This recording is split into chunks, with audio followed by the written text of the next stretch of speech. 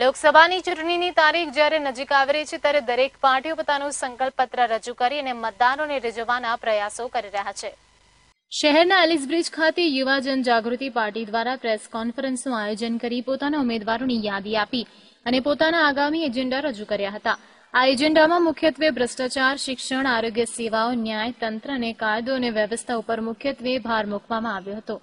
તમામ ક્ષેત્રમાં શિક્ષણને સંપૂર્ણપણે નિઃશુલ્ક કરવામાં આવશે। સાથે જ શિક્ષણનું સ્તર ઊંચું લાવવામાં આવે તેને માટે ખાસ પ્રયત્નો કરવામાં આવશે। આરોગ્ય ક્ષેત્રે ખાસ કરીને તમામ સ્તરે મેડિકલ સુવિધાઓ ફ્રી આપવામાં આવે। સાથે જ દરેક સિવિલ હોસ્પિટલમાં માળખાકીય સુવિધાઓ ઉપલબ્ધ કરવામાં આવશે। સાથે જ ગુજરાતમાં ન્યાયિક પ્રક્રિયા જે ધીમી ગતિએ ચાલે છે તેને ઝડપી કરવા માટે પાર્ટી તરફથી દરેક કોર્ટમાં વકીલ મિત્રોની ટીમ ઊભી કરાશે જેથી દરેકને મદદરૂપ થઈ શકે। કાયદો અને વ્યવસ્થા માટે રાજ્યના કોઈપણ ગરીબ વ્યક્તિને સરકારની યોજનાઓ, પોલીસ સ્ટેશનના કેસો, તાલુકા ઓફિસો, જિલ્લાની ઓફિસો તથા જિલ્લાની કોર્ટમાં યોજનાનો લાભ લેવા પાર્ટીની ટીમ જિલ્લા તેમજ તાલુકા કક્ષાએ કાર્યરત રહેશે।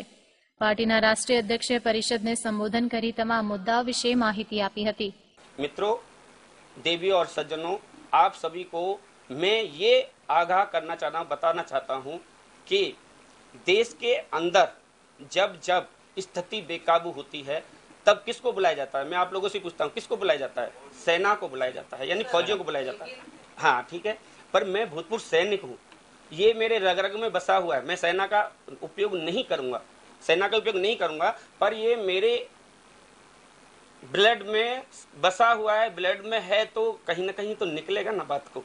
मैं ये बोलना चाह रहा हूँ कि हमने कारगिल की जो लड़ाई लड़ी थी बहुत ही साहस से लड़ी थी और हमने मौत को बहुत ही करीबी से देखा।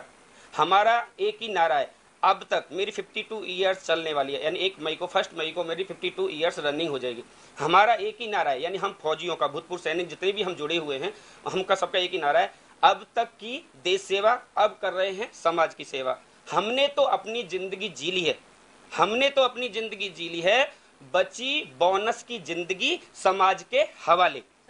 जवानों के लिए, नौजवानों के लिए हम बहुत सारे मुद्दे हमारे पास हैं। इसमें से कुछ मुद्दे हैं, जैसे बोलते हैं कि भाई रोजगार मिलना चाहिए, परंतु पिछले कुछ साल से हम देख रहे हैं, मैं तो राजनीतिज्ञ नहीं हूँ, यानी पॉलिटिशियन नहीं हूँ, परंतु थोड़ा मैं भी आम जनता और सेना का यानी सैनिक होते हुए मेरे भी आँख कान सब खुले हुए हैं, देख रहा हूँ भाई विकास तो हुआ नहीं है, ना ही नौजवानों को रोजगार मिला है। हम जीतते हैं, यानी हम अहमदाबाद पूर्व से अगर जीत जाते हैं तो हम पॉल्यूशन फ्री ऐसे प्रोजेक्ट लगाएंगे जहाँ पर जो शिक्षित वे शिक्षित जो रोजगार हैं उनको उनके एजुकेशन के मुताबिक उनको वहाँ पर नौकरी देंगे। उससे क्या फ़ायदा होगा, जो उसी एरिया के, जैसे अहमदाबाद पूर्व से हूँ मैं, यहाँ पर हम ऐसे रोजगार यानी कि अपना प्रोजेक्ट लगाएंगे तो उनमें क्या होगा, नौजवानों को नौकरी मिलेगी, यानी कि कुछ हद तक तो बेरोजगारी ख़त्म होगी और जो राजस्व को फ़ायदा होगा, जो देश को फ़ायदा होगा, प्रोजेक्ट लगा दिए उससे तो कुछ तो इनकम होगी ना। आम तो जोवा जईए ने तो अमे सक्षम केन्डिडेट होय ने अने जेवी रीते वैभवभाઈએ कीधुं ए रीते ज्यां अमने योग्य लाग्या त्यां ज उमेदवारो अमे उतार्या छे। એટલે 9 सीट अमारा माटे महत्वनी छे। એટલે તમે 9 सीट ઉપર પ્રચાર કરવા જવાના? ના, 9 सीट पर तो જઈ શકાય એ પોસિબલ નથી, પણ જે પ્રમાણે જે આયોજન થશે, જે પ્રમાણે અમને ટાઈમ એડજસ્ટ થશે અમારી ટીમનો, એ પ્રમાણે અમે ડિવાઈડ થઈને પ્રચાર કરીશું।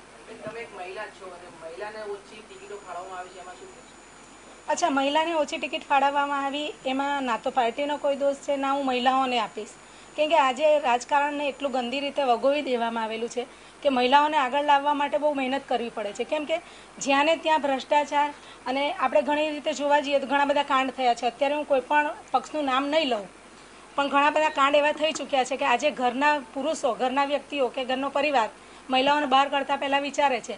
हाँ, आवानी वच्चे एक रिंकूबा गोहिले आ एक कदम उठावी अने महिलाओं माटे एक दाखलो बेसाड्यो छे, एना माटे खरेखर एमनुं जोईने घणी बधी स्त्रीओ प्रेरणा लेशे। अच्छा, अमारो सौथी मोटो मुद्दो हशे भ्रष्टाचार अने मेडिकल फ्री, एज्युकेशन फ्री।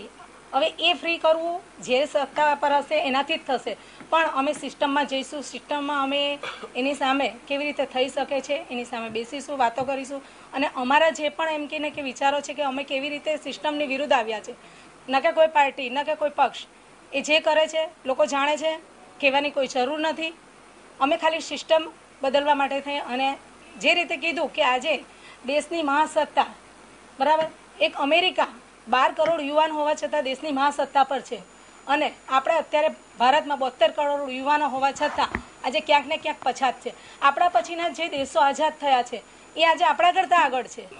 હા, પ્રજાના અન્યાય જે પ્રશ્નો હતા કે જેવી રીતે એક બારડોલીમાં કોલેજ હતી જ્યાં અન્યાય થતો હતો, છોકરીઓ હતી, લેડીઝો હતી, 300 બહેનો હતી, એને અમે સામનો કરી અને એમને ન્યાય અપાવ્યો. એવા ઘણા બધા છે કે જે અમારો યુટ્યુબ પર, ફેસબુક પર તમે વિડીયો જોઈ શકો છો. હા, સાર્વજનિક પ્રશ્ન, એક કોલેજનો પ્રશ્ન સાર્વજનિક જ છે કે જ્યાં 400 વિદ્યાર્થી સાથે અન્યાય થઈ રહ્યો એ સાર્વજનિક જ છે.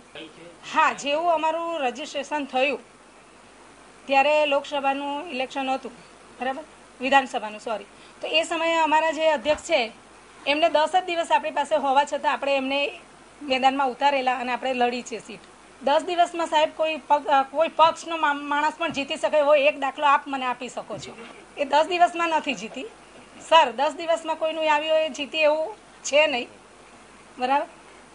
અને યુવા જનજાગૃતિ પાર્ટી દ્વારા 7 કેન્ડિડેટ મેદાનમાં ઉતારવામાં આવ્યા છે 2019ની જે લોકસભા છે હાલની ગુજરાતમાં એના માટે. અને એ દરેક કેન્ડિડેટ જે છે એના નામ હું તમને જણાવી દઉં કે નામ છે એમના: અમદાવાદ પૂર્વેના લોકસભાના ઉમેદવાર છે નરેન્દ્રસિંહ ચૌહાણ, ખેડા લોકસભાના ઉમેદવાર છે પુરુષોત્તમભાઈ ચૌહાણ, વડોદરા લોકસભાના ઉમેદવાર છે ગોયલ રિંકુ, મહેસાણા લોકસભાના ઉમેદવાર છે કુલદીપ ભરતકુમાર બારોટ, ભરૂચ લોકસભાના ઉમેદવાર છે નરેન્દ્રસિંહ રણધીરસિંહ વસી, જૂનાગઢ લોકસભાના ઉમેદવાર છે ઝાલા મુકેશભાઈ ભારમલભાઈ, સાબરકાંઠા લોકસભાના ઉમેદવાર છે જાડેજા ઇન્દ્ર વિજયસિંહ કલ્યાણસિંહ. અને એ સિવાય અમે અપક્ષ 2 સીટને એવી છે કે જ્યાં અમે એમને ટેકો કરેલો છે યુવા જનજાગૃતિ પાર્ટી દ્વારા. એમાં અમદાવાદ પશ્ચિમની અંદર મનોત્રા પંકજકુમાર ડાયાભાઈ અને જામનગર લોકસભાની અંદર સહદેવસિંહ દિલીપસિંહ ચુડાસમા. અમે આ રીતે ટોટલ 9 કેન્ડિડેટને મેદાનમાં ઉતારવામાં આવ્યા છે યુવા જનજાગૃતિ પાર્ટી દ્વારા. મહિલાને ટિકિટ આપી છે આપણે ગોયલ રિંકુબેન, વડોદરા લોકસભા. હા હા, ટોટલ 7 યુવા જનજાગૃતિ પાર્ટી દ્વારા છે અને 2 જે છે અપક્ષમાં હતા કે જેમને યુવા જનજાગૃતિ પાર્ટી દ્વારા એમને ટેકો કરવામાં આવેલો છે. રણનીતિની અંદરમાં ભ્રષ્ટાચાર છે, શિક્ષણ છે, આરોગ્ય છે, ન્યાય અને કાયદા વ્યવસ્થા, આ દરેક મુદ્દા છે. અને એનું વધારે અમારા જે મીનાક્ષીબા ચૌહાણ છે કે જે રાષ્ટ્રીય મહિલા અધ્યક્ષ છે એ તમને વધારે બ્રીફ કરી આપશે. સાહેબ, મારા મતે તો એક વસ્તુ છે કે જરૂરિયાત એ વિકાસ નથી. સૌથી પહેલી વસ્તુ એક તમને એક ઉદાહરણ આપી દો કે 2 રૂમ રસોડામાં તમે રહેતા હોય, 4 જણનું એક ફેમિલી હોય, 2 જણનો ઉમેરો થાય તો 3 રૂમ રસોડાનું જો તમે ઘર લેતા હોય તો એ વસ્તુને વિકાસ કદી ના કહેવાય. એ તમારી જરૂરિયાત છે. જરૂરિયાત એ વ્યવસ્થા છે અને એ તમે જનતા માટે કરો છો.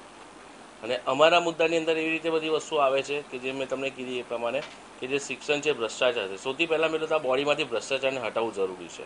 અને યુવા જનજાગૃતિ પાર્ટી એ યુવાનોથી બનતી પાર્ટી છે કે જેની અંદર જેટલા યુવા વર્ગ અંદર હાજર થશે એનાથી વધારે બેનિફિટ આ દેશને થશે. કારણ કે આ દેશમાં 72 કરોડ યુવાનો જ છે.